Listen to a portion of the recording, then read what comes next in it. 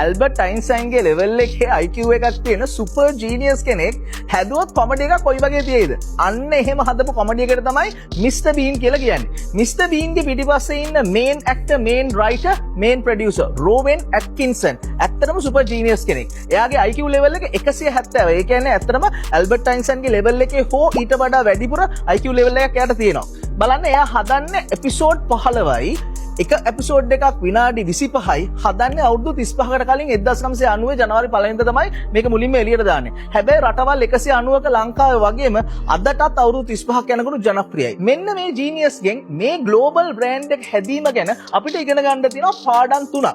ඔයාට global brand එකක් හදන්න ඕන නම් මෙන්න මේ තුන තමයි කරන්න ඕනේ. පළවෙනි එක එයා කරන්නේ යුනිවර්සල් කනෙක්ට්, ග්ලෝබල් කනෙක්ට්. එයා බලන්න කොයිම වෙලාවකවත් එකම එක වචනයක්වත් කතා කරන්නේ නැහැ. එතකොට රටවල් 190කට ගියත් කිසිම ටයිටල් එකක් ඕනෙත් නැහැ, කිසිම ට්‍රාන්ස්ලේෂන් එකක් ඕනෙත් නැහැ. මිනිසුත් එක්ක කනෙක්ට් වෙන්න මාර ලේසි. ඒ වගේම එයාගේ හියුමර් බලන්න හරිම සිම්පල්. එයා පාවිච්චි කරන්නේ කොම්ප්ලිකේටඩ් දේවල් නෙවෙයි, හරිම ලේසි හැම මනුස්සයෙක්ටම තේරුම් ගන්න පුළුවන් දේවල්. ඒක හින්දා තමයි ලෝකේ ඕන කෙනෙක්ට තේරුම් අරගෙන hina වෙන්න පුළුවන් වෙන්නේ. තුන්වෙනි එක තමයි මෙයා ඇත්තටම ඩ්‍රයිව් කරන්නේ ඉමෝෂන් එක. එහෙම නැතුව හිතන්න තියෙන දෙයක් නෙමෙයි, දැනෙන දෙයක්. මිස්ටර් බීන් කියපු ගමන් අපිට දැනෙන්නේ හැපිනස්. ඕකම නෙමේද ඇපල් කරන්නේ? ඕකම නෙමේද කොකාකෝලා කරන්නේ? ඕකම නෙමේද Nike කරන්නේ? ඒ කියන්නේ ලෝකේ තියෙන ඔක්කොම ග්ලෝබල් බ්‍රෑන්ඩ්ස් කරන්නේ ඔන්න ඔය තුන තමයි. Simplicity, Universal Connect, Emotions. ඔයාටත් ග්ලෝබල් බ්‍රෑන්ඩ් එකක් හදන්න ඕන නම් ඔය තමයි ඔයා ගන්න ඕන ප්‍රධාන ඉන්ග්‍රීඩියන්ට්ස් තුන.